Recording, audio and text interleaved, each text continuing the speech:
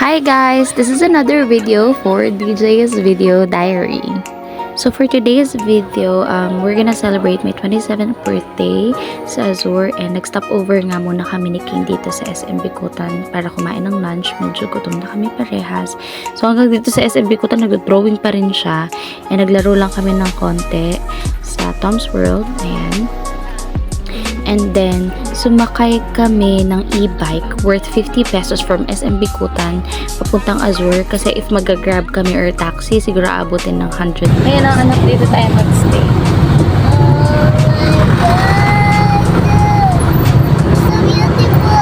And finally, we're here at Azure Urban Resort Staycation.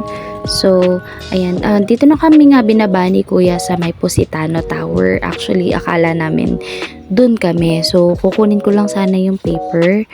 Pero, ayun nga, pagkapunta ko, oo nga pala, nag-change room nga pala kami. So, sa Maui Tower pala kami pupunta. So, medyo naglakad pa rin kami ni King.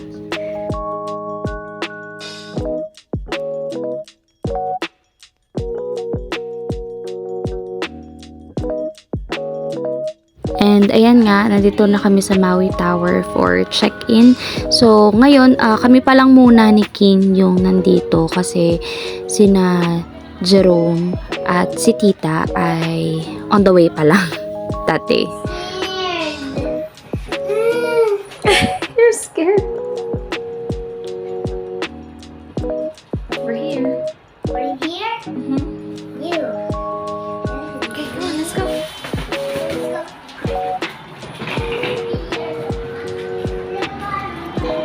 So yun nga, medyo nalula si King sa elevator kasi 18th floor pa tayo. Bali, ang room number natin is 1804. By the way, ito kasing room na to, hindi ito yung room na binook ko sa Airbnb. Ang original kong binook is sa Melrose. Kaso nagkaroon ng problema yung aircon nila. Nakasakay na kami sa bus ni King on the way to Alabang. Nung biglang nag-chat yung host na, "Ma'am, nagkaroon po ng problema yung aircon, nasira and parang hindi na nga kaya magagawa." So, tinransfer na lang kami ng room and in fairness naman talaga, sobrang linis at ang ganda tapos ang bango ng kwartong ito. So, ito yung quick room tour. Ayan, punta muna tayo sa bathroom. And in fairness sa bathroom nila ha, napakalinis. Tsaka ang bango ma.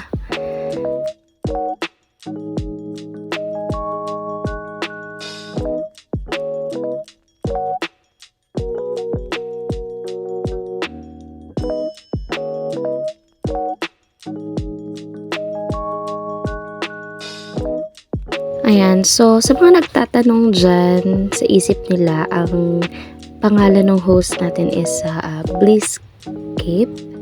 And you can book them sa Airbnb or sa Facebook page. Pwede kong ilagay na lang yung link nila. And you can check them out. Bali, ang room rate natin is actually depende sa dates and kung ilang person yung kasama sa room. But, ito, na-book ko is for 2,150. And then, may another 1K for reservation fee pero siya ay refundable upon checkout. So, ang inclusions ng room is meron silang guest kit, yung soap, toothbrush, shampoo, and towel. Pero yung towel hindi pwedeng uwi ha. Then, meron electric fan, may wifi, and then yung bathroom nga nila is merong hot and cold shower. Meron silang microwave, induction cooker, electric kettle, refrigerator, and rice cooker. Then, complete dining set and cookware.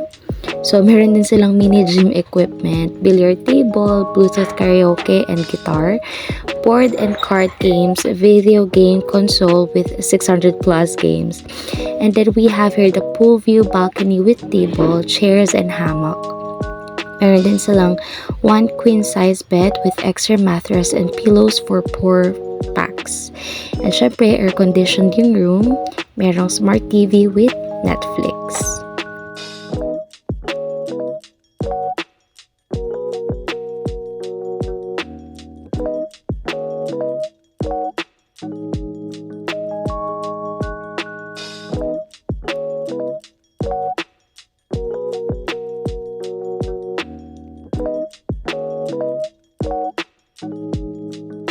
So, ayun na nga, na dumating na si Tita at saka si Jerome, nag-aya na agad si King mag-swimming. Alam nyo naman to, taong tubig. So, ayun, para nga pala dun sa pool nila, yung pool kasi sa Azure is closed every Monday. Siguro kasi nililinis, ganyan. And then, meron silang 2 shifts. So, ang first shift is 7 a.m. to 12 noon. Then, second shift is 2 p.m. to 7 p.m. Kasi ayun nga, medyo late na rin dumating si na Jerome nun. Siguro around 3 or 4 na ata, quarter to 4 something. So, ayun, kakapunta lang din namin. And, actually, ang bayad sa beach ay 250 pesos. And ayun, syempre may kasama ng locker, lagayan ng mga damit or mga gamit-gamit nyo nga.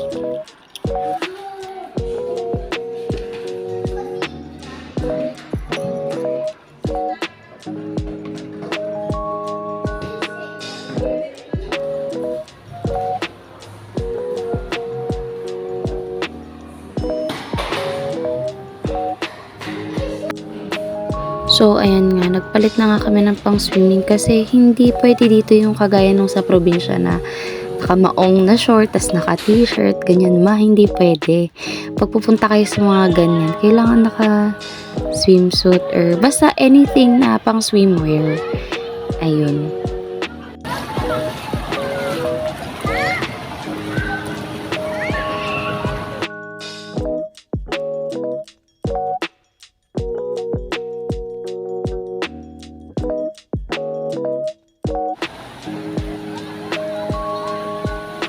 Ayan, so bali nakakatuwa kasi talaga dito sa beach ay meron silang pa-wave. Pero may oras lang yan.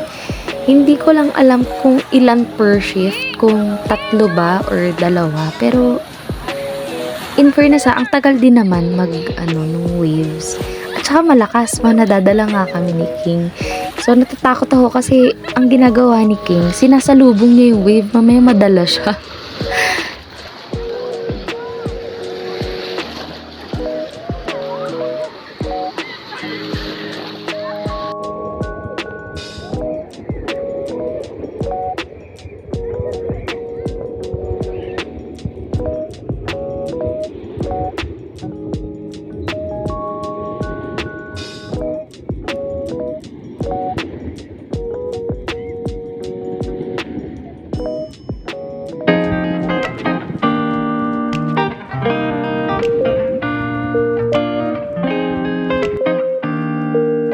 And ayun, dun sa other side nung beach ay meron ding beach na pangbata. Meron dun mga slide.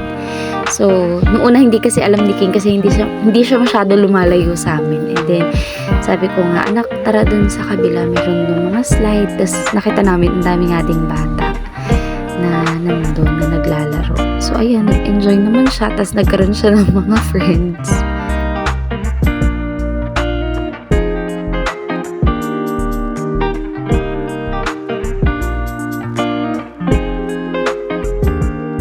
So, ayun na, sa tingin ko, sobrang nag-enjoy naman si King. Ayaw niya na nga umalis, ayaw niya na umuwi, gusto niya na daw mag-stay dyan. So, ako yung may birthday, pero siya yung mas nag-enjoy. Ayan, diba?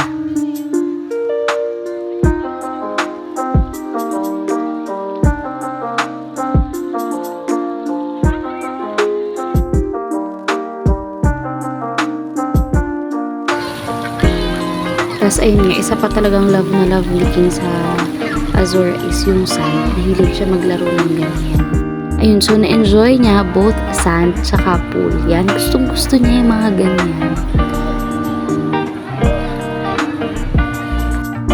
At ayun nga, exact 7 p.m. pumipito na yung mga lifeguard doon. Kasi kailangan na umahon. Hanggang 7 p.m. lang kasi yung shift sa second shift. Ayan, so umuwi na muna kami doon sa aming kwarto at naglaro kami ng mga board game. Ganyan. Naglaro kami ng Jenga tsaka Uno cards at sobrang na-enjoy naman din ni Tita yung mga pinagagawa namin. Tapos ayun si King, aari ba naman yan na hindi magdo-drawing. So ayun, habang nanonood ng TV ng about spiders, yan ang ganyan kanyang dinodrawing. Hanggang dito, yan, nakaabot siya dyan kada drawing. Buti na nga lang kamo, merong sticky notes, tsaka ballpen dito sa kwarto. Gusto niya nga iuwi lahat yung sticky notes. Sabi ko, anak, hindi pwede kasi para pa yun sa ibang guest na magsusulat.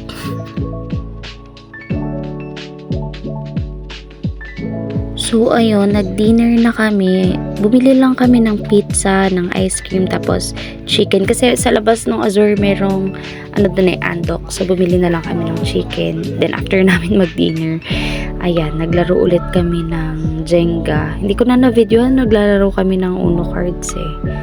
Pero, ang saya. Inabot kami ng 3 a.m. paglalaro.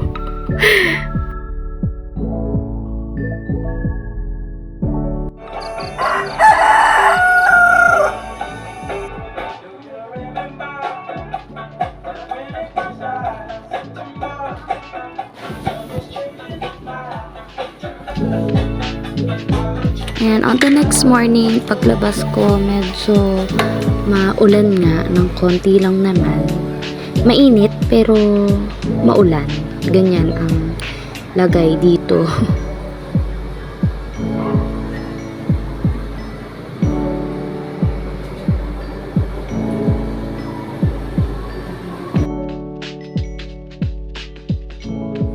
So, ayun nga, pagmulat ng mata ni King, nag-aaya na agad siya mag-swimming. Kaso kasi, hindi na pwede kasi magbabayad kami ng another 250 sa, ayun nga, sa entrance. So, sabi ko, anak, masyado nang mahal. Syempre kasi, hindi naman pwedeng siya lang. Kailangan kasama din ako. So, 500 na agad kaming dalawa. Isa pa, pa-check out na rin kasi kami ng 12 noon. So, mabibitin lang talaga kami. Buti na nga lang din kamo na nag-swimming na rin kami nung hapon kasi nung kinabukasan nga nung morning, sobrang dami ng tao. And feeling ko hindi ko na rin ma-enjoy if, ayun nga, ganun nga, sobrang dami na. So, ayun, mapapansin nyo sa mga darating na pictures ni King, ay palagi na siya nakasimangot kasi gustong-gusto niya mag-swimming. Pinipilit ko na lang siyang ngumiti niyan. Alam mo yung aambahan mo pag hindi mo ngumiti. Ganun. So, namasyal-masyal na lang kami sa loob nung Paris Beach Club. And, grabe, sobrang ganda. Actually, patatlong beses ko na kasing makapunta dito. Pero, nung kauna-unahan ko kasing punta at huli, alam mo yung ginagawa pa yung harapan, mga may construction pa, so medyo pangit pa yung view, tsaka hindi pa ganito kaganda nun. Nagtatrabaho pa ako nun sa Teleperformance way back maybe 2016, ganyan. So ayun, malaki na yung pagbabago talaga.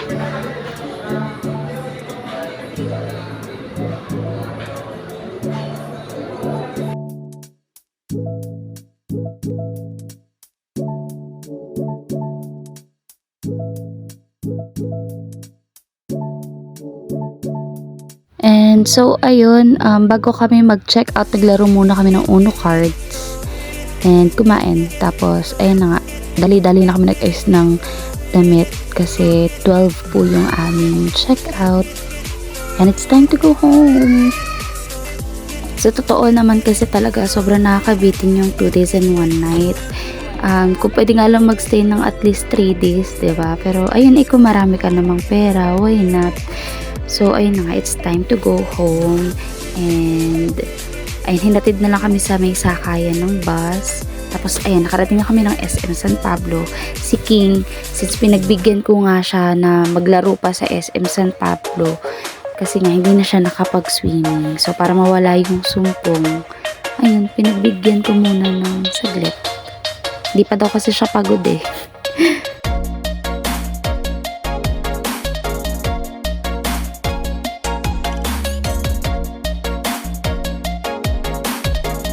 Ang bilis nga nung naging biyahe namin ni King. So, from Alabang to San Pablo, parang inabot lang talaga kami ng mga 2 hours. Ganyan. So, ang dami niya pang energy that day.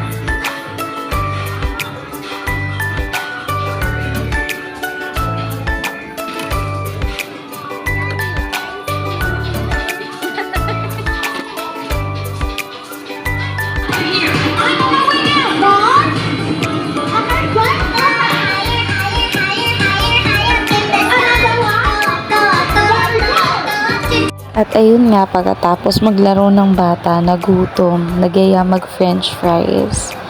So, ayun, nag-french fries muna kami. And it's time to go home. Nag-tricycle na kami kasi umuulan. Nag-tricycle na kami papuntang sakayan ng Panagkurlan. And tinuturuan niya ako kumanta, tapos inaasar ko siya. Sobrang igsi ng PC nitong batang to. Hindi ko alam kung kanino nagmana. Ano ba yan? Bow, bow, bow, bow, bow. You always say bow bow. Ano ba dapat? Ato. Oh, Bow, bow, bow, Belinda. Merong Belinda. may bilin. Bow, bow, bow, balanda. Tama ako? Belinda. Balanda. Belinda. Bilinda. Oo. Oh, kanta. Bow, bow, bow, balanda. Belinda niya. Ana. Ikaw magkawa ito. Ano ba? You always say it wrong. Ang taray mo. Kasi you always say the wrong thing. And then you teach me. I am teaching you. Oh, why are you mad? You have to be patient. I am teaching you because you never listen to me. Patient. Oo nga, I'm being patient. You always say the wrong thing kasi. You have to relax. Okay, inhale. Exhale. Oh, you teach me.